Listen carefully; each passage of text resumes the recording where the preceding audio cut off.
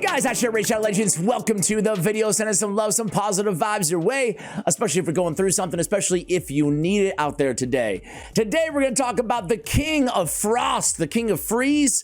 He is the man. He was the man back in the day. Back in 2019, 2020, Tormin the Cold was truly on top. One of the most annoying champions in the game. Plarium came in, they nerfed him not once, but twice. But guess what? You can't hold the big fella down because he is back and he's on top of the meta again.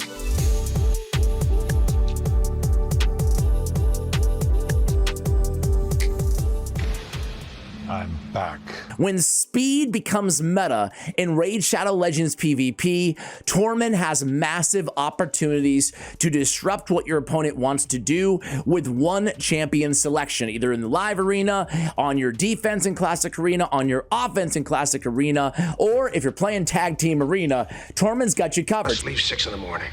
Today, I'm going to show you my absolutely most disgusting, favorite, most powerful Tormin builds, in my opinion, in the game, right? Like my number one. I'll talk about why as well. And then I was actually lucky enough to pull Tormin early on as my first Void Legendary, still maybe my only Void Legendary, on my old free-to-play account. So I'm going to show you how I can use him in kind of, I guess, early mid-game as well, if you're lucky enough to get your hands on this champion. He really does make the speed meta so much easier to deal with. And again, I'll show you some busted combos, how you can even get around Stone Skin teams with a Tormin, depending on the combos that you use. This guy is just a beast. Similar to Armon's, if you look at the live arena win rates right now, Armon's win rate, any guesses?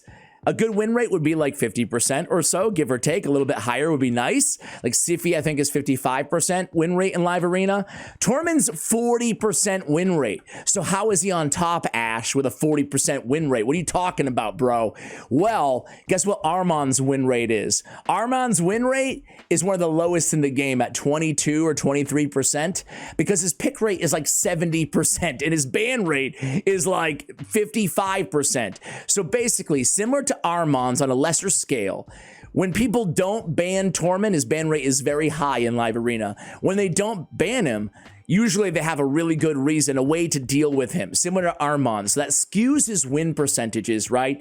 But either way, you're going against a speedy team in live arena and you have Tormin on your account. Congratulations. You've got a huge cheat code that you should start using. And these Shuzen teams with relics adding more opportunities to get speed on your champions in raid. Speed is king again. Was it ever really not king? Well, Stone Skin definitely, you know, impacted things, but now speed is everything yet again. Shampoo is better. I go on first and clean the hair.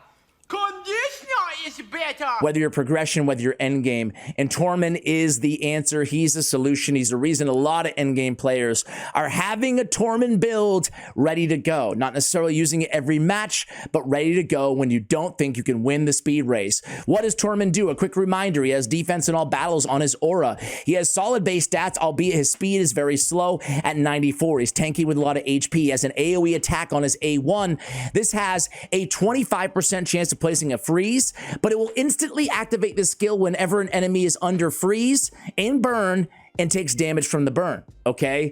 This is gonna be nasty, and you can get the machine gun, the rattling gun, A1 of Tormin if you can play your combos right. On the A2, Iceberg Crush removes all buffs from a target enemy, then attacks the target for 2 times, steals all buffs instead if the target's under a freeze. So instead of removal, you get the steal if they're under freeze.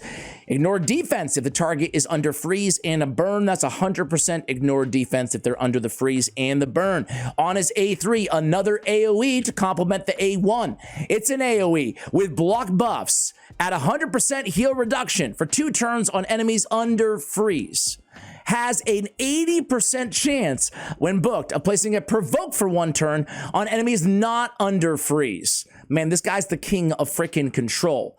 Decreases the cooldown of a random skill of each ally by 1 turn for every enemy attacked under freeze and burn. This is a disgusting add-on to his A3 that a lot of non-Tormin players forget about because it doesn't happen to your team, it happens to the enemy team. Decrease the cooldown of a random skill of each ally by 1 turn for every enemy. That can happen 4 times on an AoE in the live arena, or in wave content 5 times. That is massive. On the Wintry Wind passive, the passive effect is always active. The active effect is on an 8-turn or a 6-turn cooldown, okay? So always effective. This is what they've nerfed 2 times, by the way. 20% chance to placing a freeze debuff on the enemy each time they receive a buff or have their turn meter filled. The 20% chance applies 2 times per enemy turn, once for the buff, once for the turn meter fill effects. In cases where enemies receive multiple of these effects at the same time, does not work from effects from artifact sets, turn meter filling from masteries, healing, or those buffs or effects that take place at the start of the round. So they added all this stuff on the first nerf, all the second paragraph here, right? They added that it doesn't apply to all. In the beginning, anything happens from an artifact set, anything, everybody was auto frozen. He was so broken. Think of how broken he is right now. It was so much worse or better, depending on how you look at it. In the beginning, this was actually the first nerf to Tormin here. You can kind of see how they went in and changed the Wintry Wind passive. The second nerf, actually, it's kind of a shout out to Ayumi Love, by the way, .net, for keeping all of these nice, robust kind of catalogs of every nerf and buff inside the game. This is when they went, or every balance change, excuse me, inside the game. This is when they went in there and they changed it to can only apply 2 times per enemy turn on the passive on the second nerf back in 2020. All right, so this guy's busted. His passive is just broken. He's got the revive, the auto revive on that 6-turn cooldown, excuse me. I can't speak when I'm talking about Tormin, man, because I'm as cold as ice, willing to sacrifice my love. No. Sorry about that. Sorry. Maintain decorum, darling. Won't happen again. All right, here we go, guys. What is my most busted, broken Tormin build ever in the history of the game? Listen, there's a few different ways to build this champion. It depends on what you want to do. Either way, he can deal damage, right? Let's take a quick look at his multipliers here. He's got a 2 multiplier on his AoE on the A1, a 3 on the A2, which can ignore full defense, and then he has a 3.8 on the AoE on the A3. These are really solid defensive multipliers, but of course, they get a lot better if we set up Tormin with an increased defense champion. More survivability, most importantly, more damage, because he can pack a punch, especially when you get the machine gun AoE on the A1, right? So we want him ideally with some crit capped at 100% and really try to maximize that damage from Tormin because he can deal a lot of it, especially when you consider this. We're using Tormin a lot of the times against squishier teams, against these Shuzen, these Arbiter teams, these Arbias teams, these very fast teams out there that we are generally going to be a little bit on the squishier side, right? They hand off to the nuker. Their goal is to kill you in 1 shot.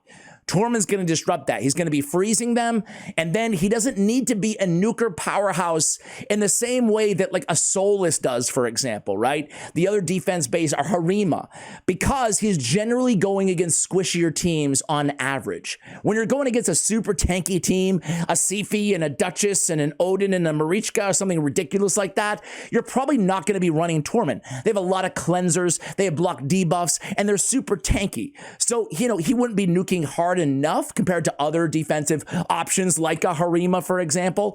So generally speaking, I find that a lot of players are going to want to go Savage in Stone Skin on Tormin, or Lethal in Stone Skin, right? Or just Savage gear in general, really try to get the most damage out of their Tormins. I actually really prefer going with the stun set. I find going with the stun set on Tormin in the kind of building with control, all out control, we'll talk about the masteries in a moment here, I find that it still gets the job done in terms of damage, especially if you have that increased defense buff on your team. And the stun set just makes him absolutely the most annoying control champion out there, especially when we get to the masteries. So I love Tormin in a stun and a stone skin. That is my favorite build, even if you have to sacrifice a lot of the stats, which we certainly did in this build today. We don't have him as fast as I like, 237. We'd rather have 250 beyond for platinum or gold 4 or beyond where we are in today's video. We want as much defense as humanly possible. It's nice, but it's not insane. His HP is okay. Again, crit capped at 101. A little bit of crit damage, not a ton, at 225. And then the accuracy. Ideally, we'd like that a lot higher. 434 is pretty low on the accuracy, but again, I'll harken back to what I just said earlier. Oftentimes, we're not going against the ultra high resist teams most of the time that we're using a Tormin. We're going against teams that aren't built with 5, 6, 7, 800 resist or more in a lot of scenarios. So generally speaking, you can try to get by, especially if you're not end-to-end game, kind of on that borderline. I'd really love over 500 minimum accuracy. So as I said, we did have to make sacrifices to put him in Stone Skin and Stun 2 4-piece sets. If I had sacrificed the Stone Skin, which you could make the argument we could do because he has the revive on his passive, he has some survivability mechanisms built in to help him stay alive, but I decided to go Stone Skin. Play things safe there. Stone Skin is super valuable, right? Obviously, he's not going to die. He's not going to get, hopefully CC'd, obviously, before his turn happens, and he'll be CCing everybody on the enemy team, okay? It's not a bad idea. The base resist is 70 on Tormin, so it's not a bad idea to throw a little resist on him as well. You can resist the non-6-star polymorphs potentially, so there's some potential there as well. Pinpoint works well on him. Feral works well on Tormin. There's so many different ways to build him. You can put him in retaliation gear for the counterattacks on the A1. You can put him in provoke set with that high chance, 30% chance to land a provoke off that artifact set. So a lot of options there. I love the stun set. It's not an 18% chance of landing a stun because we want to go tier 6 fearsome presence on Tormin. A lot of players get this wrong. A lot of players go with Helm Smasher, right? The damage is nice. I agree to put him in Helm Smasher. But you're making a big mistake, I think. You're leaving so much control off the board. Most champions, an extra 5% chance to land these CC debuffs. It's nice, but it's not mandatory. But think about this build. We have him in a stun set that's going to take the stun from an 18 to a 23% chance at landing. He has an 80% provoke on his A3. That's going to take it to an 85% chance of provoke. But most importantly, the freeze synergy on Tormin and Fearsome Presence almost makes it so it's a no-brainer. It's a must-have. We only have a 25% chance of placing a freeze on the A1. That could bump it up all the way to a 30% chance. Excuse me. Math is hard. I'm a tough guy. Tough guys don't do math. A 30% chance, right? But most importantly, every time this wintry wind passive triggers on an enemy, there's 4 enemies in the arena. Every time, it's a 20% chance. We can bump that significantly to a 25% chance 2 times per enemy turn. Turn meter and buffs. It's big. It's a big aggregated impact that we can have with Fearsome Presence. So we absolutely want to go Fearsome Presence. You can go Harvest Despair to also place leeches if you want to off of the defensive tree. The second most important mastery is Opportunist. This is going to help mitigate the fact that we don't have the Ignore defense. We have no Savage. We have no Lethal. We have no Helm Smasher. How are we going to get our damage? We're going to get it from Opportunist. Extra 12% chance to land, damage increases by 12% when we're hitting someone with a stun or a freeze, which is going to be a lot of the time going to be the case, right? So those are the masteries that we went with. I'm going to move over so you guys can copy if you'd like to. The third and fourth most important masteries are going to be Deterrence and Retribution, and more AoEs off the A1, right? It's all about the synergy of that A1, especially when you have them with a burner, which we'll take a look at in a moment here. You could also make the case that you completely forego the offensive side of things and you just go with the accuracy masteries: Charge Focus, Pinpoint, Swarm Smiter, Evil Eye, and I guess we'd go with, maybe we go, I don't know what we want to go after that. We're not doing anything else other than the freeze. Well, we have the heal reduction, the block buffs. Yeah, let's go with Master Hexer there as well. So there we go. That would be the alternate build that you guys could consider. I threw a Gilded Dragonstone on him mainly for the defense, but where his defense increases by 1% each time they receive damage, stacks up to 10%. Sign me up. In terms of charms, I have the wearer receives 5% less damage from single target attacks. Every time the wearer is revived, decreases all incoming damage by 10%. This is very nice because he's a built-in revive right off his freaking passive, right? So perfect little charm to have on our Tormin. All right. We have a reaction banner with accuracy on the banner.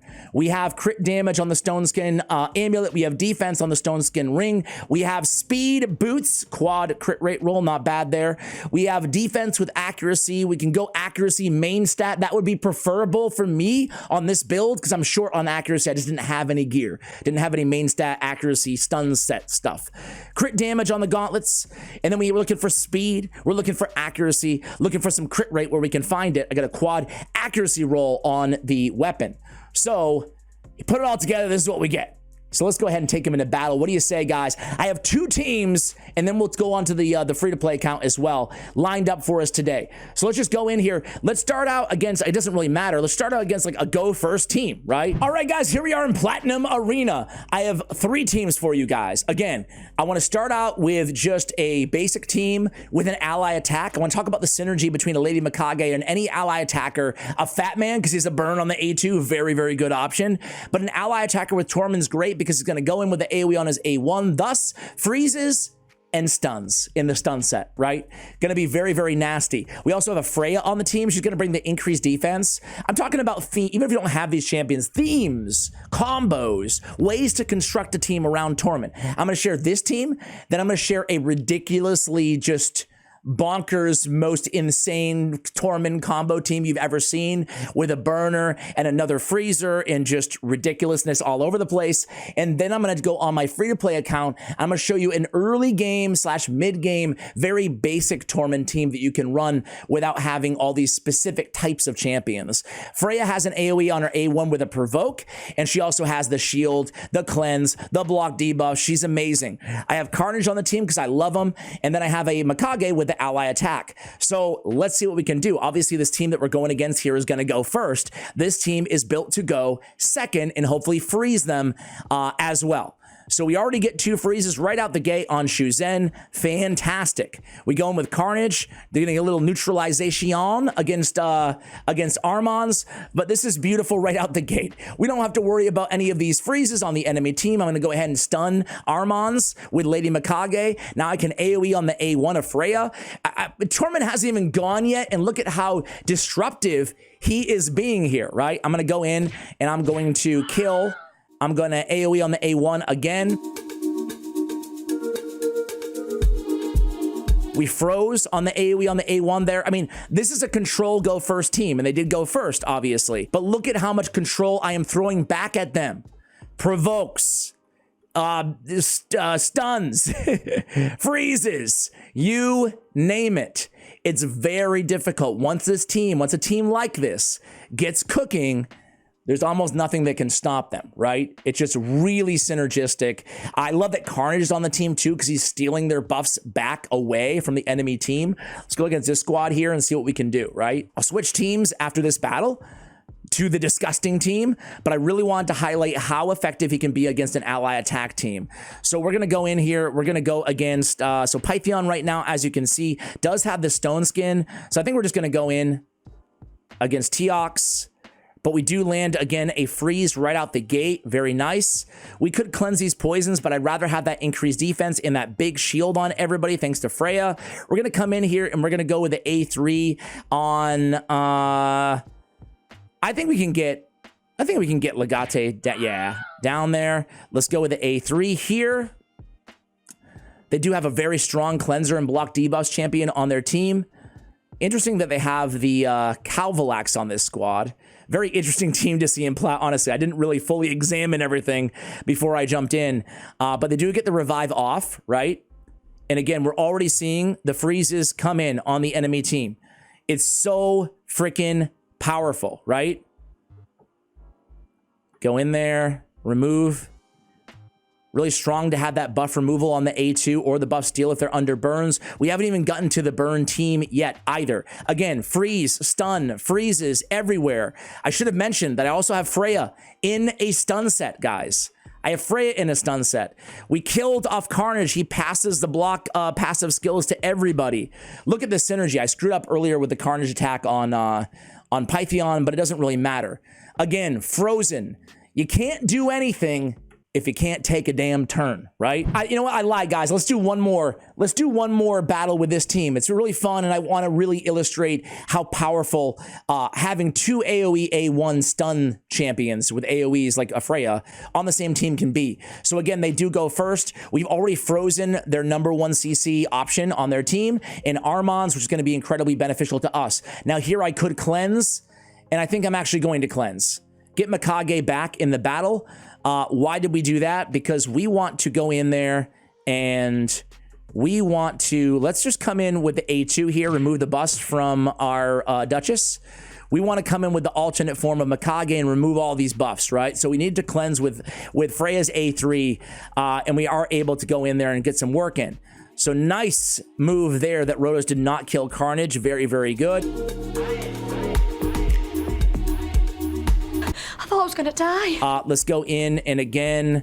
Yeah, let's see if we can get that second hit.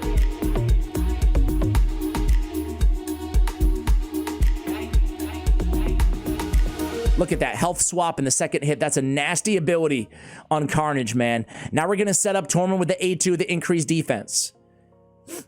Sheep's trading off all over the place here, but look at Armand's. And look at that, now a stun here. I mean, from Mikage, now provokes on everybody. It's a little bit of death by 1,000 cuts here in terms of all the control that we're able to muster into a team like this. It's really incredible. Armand's goes in with his A1 ability. He has every debuff known to man. Rotos does not have a Sifi on the same team, so he is not immune to debuffs as well. I could have just changed forms there and ended this, but I'm making you guys enjoy the ending of this battle with yours truly. Let me switch to the other team. We'll talk about it and talk about why it is so disgustingly broken. All right, guys, check out this team. It's disgusting. Lady Noelle has a freeze on her A3 ability and a revive. Sify is Sify. She has a turn meter boost on her A2 ability. She's built pretty fast. We have Sulfurion. He is a stone skin popper. He's got the burn, and he's got the burn activation. He has a revive and an extra turn mechanic, and he's filling the turn meter of all allies by 5% for each HP burn debuff placed. He also has HP burn speed increase. He's got whenever an ally is attacked by an enemy under a burn, fills his champion's turn meter by 20%. This is the most busted, disgusting burn, Tormin, freeze, synergy team. Just take a deep breath. Okay. That I found out there, right? And I gotta give a shout out as well. You guys, I've talked about Cruisen all the time here on the channel, how much I love his content, one of my favorite YouTubers out there. I actually saw in his comments from Ambient Trust. Love the video. You did miss the most fun Tormin team in Classic Arena. Sadly, Noelle, Sify, Sulfurion, and Tormin. Oh, I was like, yeah, I definitely have to run that freaking team. So let's go in there with the burn on the A2 of Sulfurion. And here we go already. Prepare yourself for the machine gun Tormin. Now we have everything set up. Everybody's under burns and they're under freezes. So just watch. Tormin's just gonna... He's just gonna keep nuking. He's unstoppable. Did they even do anything? Look at Tormin.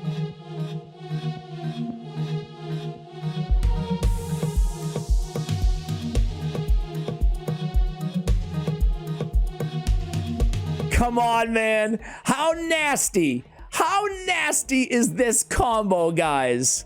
Oh my word. All right, guys, let's go against this squad here. This is another very, very powerful go first team. Let's see how we do. They got Marius. They've got Noelle of their own. They have Shuzen, who is frozen. And now we can go in and start cooking here. Oh, look at Marius. Sorry, bro. You're frozen. You're frozen. Let it go. Let it go. Let's go in with our burns. We've already got our freeze, and here goes Tormin. Here goes Tormin. Let's go in and get some more freezes. Actually, we already had all the freezes that we could want there, didn't we? Shame on me. Let's go in and let's start working on their, ooh, we got to resist there on the A2. That's unfortunate. Let's go in, and again, they have block damage, so, you know, we're still chipping. I mean, he doesn't care, bro. He doesn't care. Is this team disgusting or is this team disgusting? Look at Tormin go. I should have led with this freaking team, man. I'm telling you. I'm telling you, man. It is nasty, this squad. The increased defense from Sifi, the freezes from Lady Noelle, and look at, I mean, he doesn't even need turns. He doesn't even need turns. He's freezing everybody. And then the burn goes back on. And he's just going to go automatically. He's just going to kill automatically. All right, guys, one more. Screw it. I can't stop with this team, man. I can't stop with this team. It is disgusting. Put him with another freezer and an HP burn champion, and look at this crap. I mean, it almost feels like, I don't know. It feels like it shouldn't be possible. This is like so disgusting. He's landing stuns now because of the stun set all over the place. Marius actually gets a turn here. Sure, that sucks, but we have revivers everywhere, and Tormin can't stop. He's not built with any Helm Smasher. He's not built to be a nuker.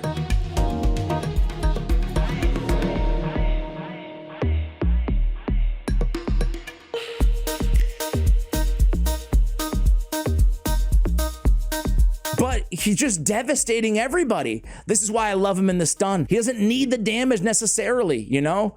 Let's go over the free-to-play team, guys. This has been a blast. Hopefully you've enjoying this as much as I clearly am. I have raid problems, bro. All right, guys, dusting off the good old Vextal account, we have our revival path, revival quest. This is what happens if you don't log in, by the way. For those of you hardcore who have never experienced this, they give you all these goodies to keep you coming back to the game. As a matter of fact, my shop right now is littered with the winter return gift, winter return gift 2, autumn return gift, warrior circle packs, all the good stuff. Please come back and spend money on our game.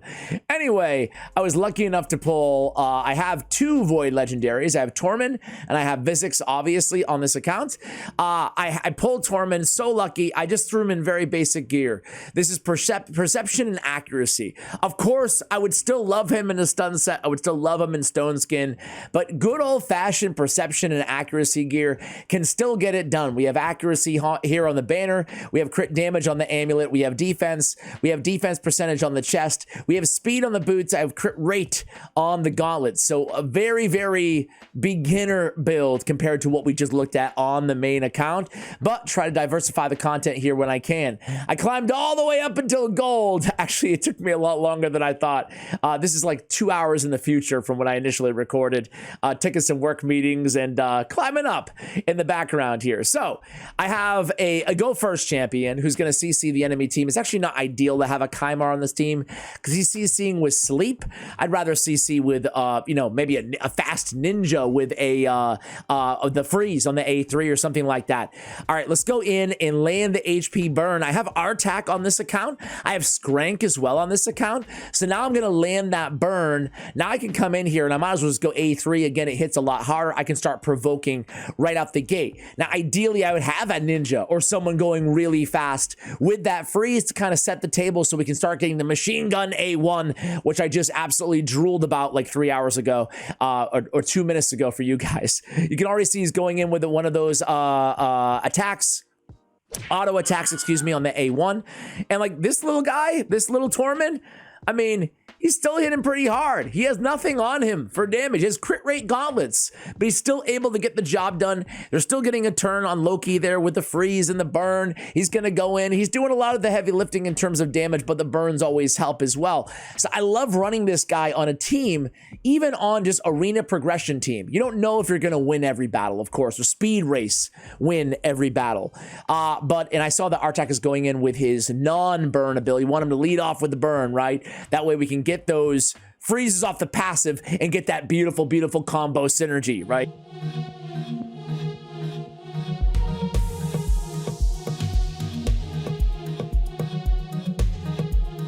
and get those machine gun A1s off good old Tormin the Cold. Tormin is king inside this game. He is king again. It's been a while, but it's nice to see him on top.